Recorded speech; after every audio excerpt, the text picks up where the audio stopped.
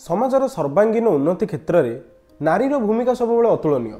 नारी से एक जननी भगिनी एवं पत्नी मध्य एवं सही नारी निज परिवार एवं समाजर सुरक्षा पाई जदि दरकार पड़े क्षत्रिय धर्मर पालन करी शस्त्र उठा पछाइब नहीं। सेहीपरि आम ओडिशा इतिहास रे कि जन नारी थिले जो माने निजर समाजर संस्कृतिर उन्नति पाई बहुत सारा उन्नतिमूलक काम करथिले।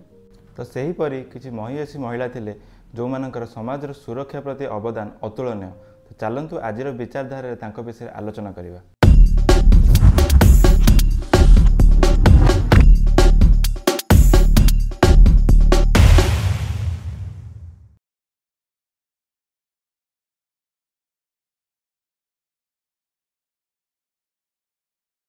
नमस्कार, जय जगन्नाथ। आपण मानक पुणी थे स्वागत करुचु आमर से खटी को जार ना होची ओडिया खटी। तो आजिर विचारधारा रे आमे किछिटा महिषी महिला विषय आपन को जणाइबु।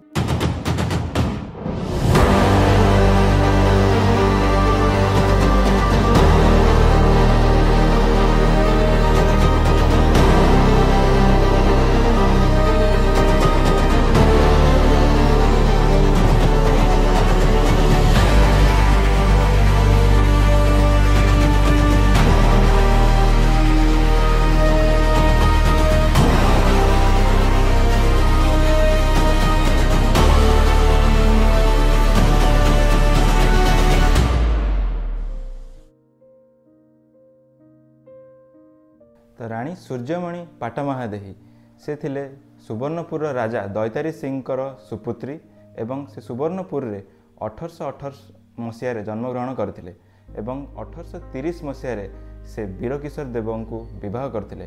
किंतु राजांकर किछि समय पर देहांत घटिथिबा कारणरू से संपूर्ण राज्यर भार निज हाथ में नैथिले। बाहागर 29 वर्ष पर 1859 मसीह वीरकिशोर देवंकर मृत्यु घटिथिला। देहांत पर राणी शासन भार निज ग्रहण करथिले एवं श्रीमंदिर प्रशासन कार्य मध्य निजे ग्रहण करथिले। तो 1859 मसीह राजा वीरकिशोर देवंकर देहांत घटिथिला। तापर राणी भार संभाळिथिले। एठी गोटे स्वाभाविक प्रश्न आसीबा कथा जे जेहेतु राजा देहांत होगला तापर तो तांको पुत्र संभाळे कथा, राणी काई संभाळिले। तो राणी संभाळिथिले 1869 रु 1875 जाए। 1875 तांको पुत्र राजा दिव्य सिंह देव मंदिर प्रशासन रो भार निज उपरକୁ नेइथिले। जेहेतु तांको ऊपर 1878 मसीह एक सेवायतर हत्यार आरोप लागिथिला जार नाम होची शिवदास। तो तांकु अंडमान निकोबर रे थिबा जेल माने कारागार रे तांकु बंदी बना जायतिला। तो राणी तापर पुनश्च 1879 रु कार्यभार संभाळिथिले। तो सही तार भितर 1880 रे सी एक पुरी टेम्पल एक्ट पुरी रे जोटा एबे भी हमर लागू चली अछि सही एक्टा से 1880 मसीह स्थापना करथिले। तो 1818 मसीह जो पुरी टेम्पल एक्ट पास है तापर पुरीर पंडित आउ सेवायत मैंने से टाइम अलाइन ब्रिटिश जो शासन का भार थिला से माने कहले जे आमे पुरी मंदिर प्रशासन माने प्रशासनिक जो व्यवस्थाटा अच्छी से आम हाथ को नबू कहीं राणी को आम से व्यवस्थाटा करूँ राणी कहीं पुरीर प्रशासनिक अध्यक्ष व सुपरिटेडेट हेबे। तो ये एक कोर्ट रे एक केस चलला जोटा कि राणी निज वकिल भावे माने आमर जी अच्छी ओडिशार गौरव मधुसूदन दास को से टाइम सबुठारु माने सर्वोत्तम वकिल सी राणी पक्षर लड़ी यही केस टी। तो 1887 मसीह से टाइम बेंगल गवर्नर स्टुअर्ट बेली जी कि माने राणी को एक कॉम्प्रोमाइज प्रस्ताव देले सेटा कि सी मधुसूदन के हाथ में राणी को पठाइले कहीं मधुसूदन दास से राणी वकिल राणी पक्षर से केस टी लड़ुले कॉम्प्रोमाइज कले जो पर्यंत माने राणी जी संतान अच्छा राजा मुकुंद देव सी जे पर्यंत सक्षम होना पुरीर प्रशासनिक भार निजे हाथ को नापी से पर्यंत राणी से शासन कार्य बा से प्रशासनिक भार तुलाइबे। राणी बहुत भल से तुलाई आ राणी यही केसटा माने कौन से टाइम रो सेवायत पंडित आउ ब्रिटिशर्स को एगेन्स्ट जाइकी एटा कहया गले गोटे जीति आ पुरीर प्रशासनिक भार निजे हाथ को नहीं बहुत भल से माने माने केमती मु कहबी पुरीर जो माने सेवायत अछंती जो माने पुरी मंदिर रे पंडित अछंती सेमानक सहित मिसिक एही शासन कार्यटी बहुत भल से चलाइथिले एवं पुरीर प्रशासनिक व्यवस्था नीति नियम आ प्रभुंकर जेतिक नीति कार्य अछि ताकू मध्ये ठीक सुचारू रूपे चलाइथिले। तो सेथिलागि ही तांको कुहा जाए से टाइम रो आयरन लेडी कहीं सीए जो टाइम रे केही नथिले कोनोसी पुरुष राजा नथिले एई जिंस गुडा को संभाळिबा पई कहीं मुकुंद देव बहुत लेट रे एई जिंसटा पई बड़ हेतिले एडल्टहुड तांकर आस्तिला तो 1897 मसीह मुकुंद देव कैपेबल हेले जे से जो शासन भारटा बा पुरी मंदिर प्रशासनिक भारटा को निज हाथ को नहीं पारे और नहीं मध्य एईटा ही थिला रानी सूर्यमणि पाटमहादेवींकर एक संक्षिप्त विवरणी। तो चलतु इतिहास एक एपरी पृष्ठा को जीवा जोठारे रानी मानकर शासन कार्य ओडिशार राज्य राजनीति बेसी थिला।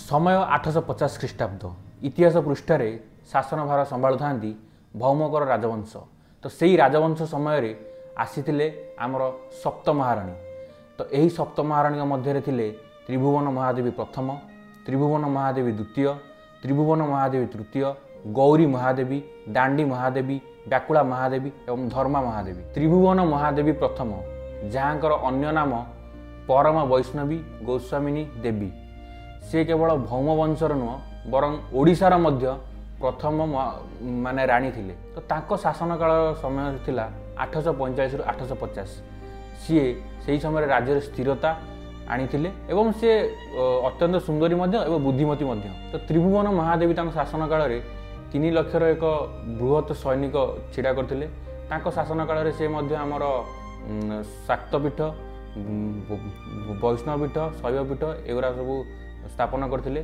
जेहेतु आपण माने जानि पाले तांको ना परम वैष्णवी तो से वैष्णव धर्म को अधिक प्रचार प्रसार करथिले तो सही परि भाबरे त्रिभुवन महादेवी द्वितीय मध्य तांकर शासन कार्य संभाळिथिले। एक्चुअली त्रिभुवन महादेवी द्वितीय प्रथम विवाह करथिले शिवगर चतुर्थ को जी कि प्रथम राजा थिले तांको देहांत पर तांको सान भाई राजा होइथिले तो सान भाई को देहांत पर 890 ख्रीष्टाब्द रे त्रिभुवन महादेवी द्वितीय शासन भार आरंभ करते तो जेहेतु 1890 मसीह त्रिभुवन महादेवी द्वितीय निज पिता बल एवं अन्य राज्यर बल निजे को राणी भाव घोषित करते किंतु 1896 मसीह राज्यर थिबा राज्याधिकारी एवं दरबार थिबा अन्य अन्य मंत्रीगण यह विरोध करते एवं त्रिभुवन महादेवी तृतीय को निजर राणी भाव स्वीकार करते से निजको परम भट्टारिका इत्यादि बहुत उपाधि निजको गृहीत करते एवं से सौंदर्य माने आग्रह सौंदर्य थिला तांका पाखरे आग्रह थिला युद्ध कौशल मध्य थिला तो यह सी एक सुचारू रूपे राज्य को तुलाई थिले। तो सेमिति भौम्यकार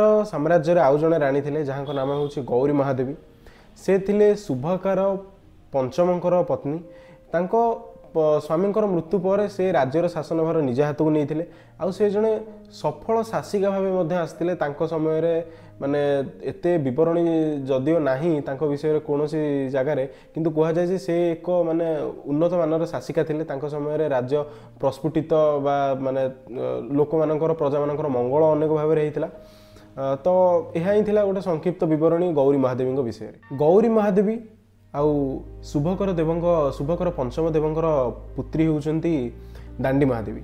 दांडी महादेवी 916 ख्रीष्टाब्द राज्यर शासन भार निज माता हाथ निज हाथ को नहीं आउ से जड़े सफल शासिका भाव विवेचित हुंती तांको समय से तांकर सीमार सुरक्षा बहुत भलसे करें आउ से जड़े माने शक्तिशाली शासिका भाव इतिहास रे तांकर नाम वर्णित होईची से 936 ख्रीष्टाब्द निज शिशु को जन्म देवा समय निजर प्राण हराई तो बकुला महादेवी भंज वंशर राजकुमारी थिले एवं से शुभकर देव पंचमकर पत्नी मध्य थिले तो तेबे तांकर पोष्य पुत्री दांडी महादेवी मृत्यु पर से राज्यर भार 936 ख्रीष्टाब्द निज हाथ में नहीं एवं 936 रु 940 पर्यंत से राज्य को संभाली तो बकुला महादेवी पर आसी धर्म महादेवी जी कि जहाँ शासन चली 940 ख्रीष्टाब्द रु 950 ख्रीष्टाब्द पर्यंत एवं से विवाह करथिले शांतकार देव 3 को एवं तांको परे ही सोमवंशी वंश ओडिशा रे आरंभ होइथिला। भाद्रव मास 1886 जन्म नेइथिले रानी सुकदेई। तांको पिताଙ୍କ नाम थिला वीरवर बलभद्र देव मंगराज। तांको पिता बड़म्बार राजा थिले एवं से माँ खड़गदुर्गा को छुआ बेलू पूजा करि आसंती एवं से एक कंध महिला युद्ध नीति शिखी 1702 मसीह रानी सुकदेई ବାଙ୍କିର ରାଜା ଧନଞ୍ଜୟ ଶ୍ରୀଚନ୍ଦ୍ରଙ୍କୁ ବିବାହ କରିଥିଲେ। କିନ୍ତୁ ଯେହେତୁ ସେ ରାଜା ଥିଲେ ମଧ୍ୟ କିନ୍ତୁ ସୁକଦେବୀଙ୍କ ପରାମର୍ଶରେ ହିଁ ତାଙ୍କର ରାଜ୍ୟ ଚାଳନା କରୁଥିଲେ। ତ 1720 ମସିହାରେ ରାଣୀ ସୁକଦେବୀ ବୁଲିବାକୁ ଯାଇଥିଲେ ଚନ୍ଦନ ଯାତ୍ରା, ଆମର ପୁରୀ ପାଖରେ ହେଉଥିବା ଚନ୍ଦନ ଯାତ୍ରା। ସେଇ ଟାଇମ୍ରେ ସେଇ କାଳର ଖୋର୍ଦ୍ଧାରେ ଥିବା ରାଜା ତାଙ୍କ ସୈନ୍ୟ ସାମନ୍ତ ସହିତ ଆସିଥିଲେ ଚନ୍ଦନ ଯାତ୍ରା ଦେଖିବା ପାଇଁ। ରାଣୀଙ୍କ ସୌନ୍ଦର୍ଯ୍ୟରେ ଏତେ ବିଭୋର ହୋଇଯାଇଥିଲେ ତାଙ୍କୁ ସେ ଗ୍ରହଣ କରିବାକୁ ଚେଷ୍ଟା କଲେ।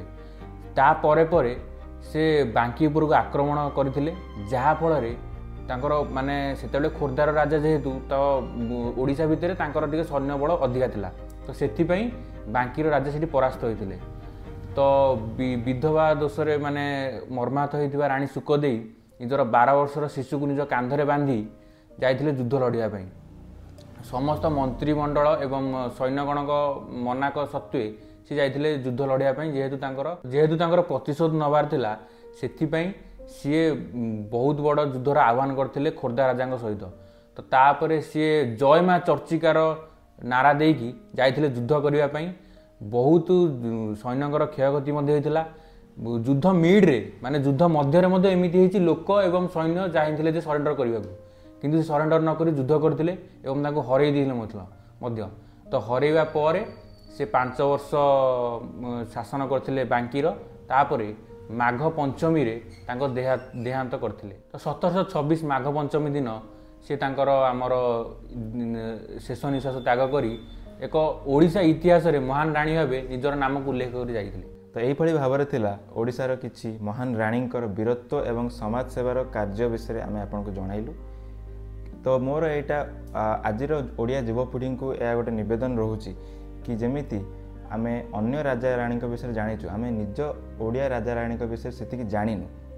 ସେଇଟା ଆମର ଜାଣିବା ଆମର ନିଜର ଗୋଟେ କର୍ତ୍ତବ୍ୟ ରହୁଛି। କାହିଁକି ନା ଗୋଟେ ସମୟରେ ଯେଉଁ ରାଜା ଆଉ ରାଣୀ ନିଜର ବୀରତ୍ୱ ଆଉ ସମାଜ ସେବାର କାର୍ଯ୍ୟ ଦେଖାଇ ଆମର ଓଡ଼ିଶାର ମାନଚିତ୍ରକୁ ଗଢ଼ିଛନ୍ତି, ଯଦି ଆମେ ତାଙ୍କ ବିଷୟରେ ଜାଣିବାନି ତାହେଲେ ଆଜିକାର ଯୁବପିଢ଼ିଙ୍କୁ এই ବିଷୟରେ ଲଜ୍ଜା ଲାଗିବା ଦରକାର। ତ ଓଡ଼ିଶାର ଯୁବପିଢ଼ିମାନଙ୍କୁ ଆମେ ଆମର ଏଇ ଭିଡ଼ିଓ ମାଧ୍ୟମରେ ଓଡ଼ିଶାର ଗୌରବାନ୍ୱିତ ରାଣୀମାନଙ୍କ ବିଷୟରେ କିଛି ତଥ୍ୟ ଦେଲୁ।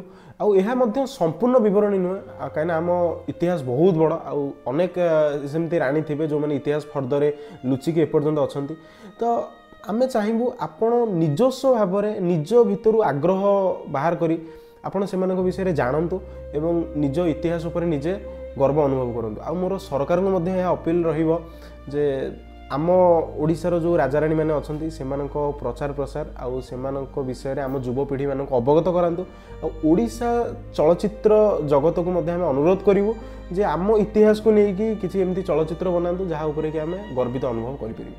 ତ ଆଶା କରୁଛୁ ଆପଣମାନଙ୍କୁ ଆମର ଆଜିର ବିଚାରଧାରାଟି ନିହାତି ଭାବରେ ଭଲ ଲାଗିଥିବ ଏବଂ ଆମର ଓଡ଼ିଆ ସିନେ ଜଗତ ଏବଂ ଆମର ଯୁବପିଢ଼ିଙ୍କୁ ଆମେ ଯାହା ନିବେଦନ କଲୁ ସେ ଆପଣ ନିଶ୍ଚୟ ରକ୍ଷା କରିବେ ଏବଂ ଓଡ଼ିଆ ସିନେ ଜଗତ ଯେମିତି ହେଲେ ବି କିଛି ଗୋଟେ ପଦକ୍ଷେପ ନେଇକି ଚଳଚ୍ଚିତ୍ର ମାଧ୍ୟମରେ ଆମକୁ ଏଇ ଇତିହାସ ଉପରେ ଅବଗତ କରାଇବେ ଏବଂ ସରକାରଙ୍କୁ ମଧ୍ୟ ନିବେଦନ ରହୁଛି କି ଇତିହାସ ବହିରେ ଯେମିତି ୟାଙ୍କର କିଛି ଗୋଟେ ମାତ୍ରାରେ ଉଲ୍ଲେଖ କରାଯାଉ ଯେଉଁଥିରେ ଆମର ଆଗକାଳିକ ଯୁବପିଢ଼ି ବରିଷ୍ଠ ନାଗରିକ ଏବଂ ସମସ୍ତ ଓଡ଼ିଆ ଜାତି ଆମ ଓଡ଼ିଆ ରାଜା ଏବଂ ରାଣୀମାନଙ୍କ ବିଷୟରେ ଜାଣିପାରିବେ। ତ ଏତିକି କହିକି ଆଜିର ଚର୍ଚ୍ଚାଟାକୁ ଆମେ ଏଇଠି ରଖୁଛୁ।